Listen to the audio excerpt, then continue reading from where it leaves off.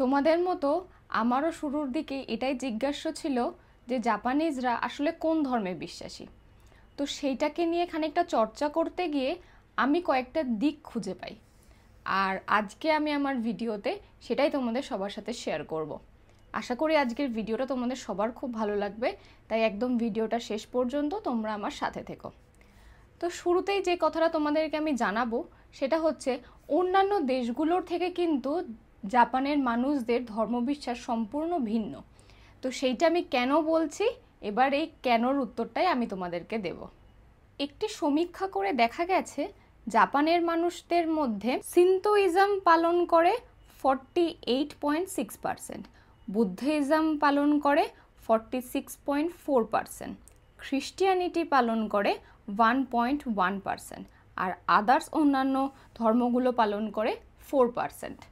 এই আদার্স যে ধর্মগুলো যারা পালন করে তাদের ভেতর হিন্দু ধর্ম আছে, ইসলাম ধর্ম আছে, ইহুদি ধর্ম আছে, এরকম বিভিন্ন ধর্ম পালন করে যারা, সেরকম মানুষরা কিন্তু সবাই একসাথে জাপানে বসবাস করে। এবং এই বিষয়টাকে যদি একটু ভালোভাবে লক্ষ্য করা যায় তাহলে কিন্তু আমরা বুঝতে পারবো যে জাপান কোনো একটা ধর্ম প্রচারের ক্ষেত্রে খুবই উর্বর একটা ভূমি। তো যার জন্য দেখা যায় প্রচুর মানুষ বিভিন্ন ধর্মের দ্বারা অনুপ্রাণিত হয়ে সেই রকম ধর্মগুলোকে তারা গ্রহণ করছে। কিন্তু তোমরা জানলে অবাক হবে যে জাপানে এত রকম ধর্ম একসাথে উপস্থিত থাকা সত্ত্বেও জাপানে প্রচুর মানুষ এমন রয়েছে যারা কিন্তু কোনো ধর্মে বিশ্বাসী নয়। জাপানের যে সংবিধান রয়েছে সেখানের 20 নম্বর যে আর্টিকেল রয়েছে সেখানে কিন্তু দেখা যাচ্ছে যে জাপান সরকার জাপানে বসবাসরত মানুষেরা কোনো ধর্ম বিশ্বাস করবে কি করবে না সেটা সম্পূর্ণরূপে জাপানিজ মানুষদের ওপরে ছেড়ে দেওয়া হয়েছে। তার মানে কি, জাপানে প্রত্যেকটা মানুষকে ধর্ম পালনের সমান স্বাধীনতা দেওয়া হয়েছে। জাপানের মানুষরা যখন বিয়ে করে তারা কিন্তু খ্রিস্ট ধর্মের নিয়ম অনুযায়ী বিয়ে করে, কিন্তু তাদের যখন মৃত্যু হয় সেক্ষেত্রে কিন্তু তারা বৌদ্ধ ধর্মের আচার অনুষ্ঠান মিলে তাদের অন্ত্যেষ্টিক্রিয়া সম্পন্ন করে। এবার আমি তোমাদেরকে যে বিষয়টা সম্বন্ধে কথা বলবো সেটা হচ্ছে জাপানে হিন্দুইজমটা ঠিক কতটা প্রচলিত। জাপানে যে 80% দেবদেবীরা রয়েছে তারা কিন্তু বেশিরভাগই ভারতবর্ষ থেকে আসা।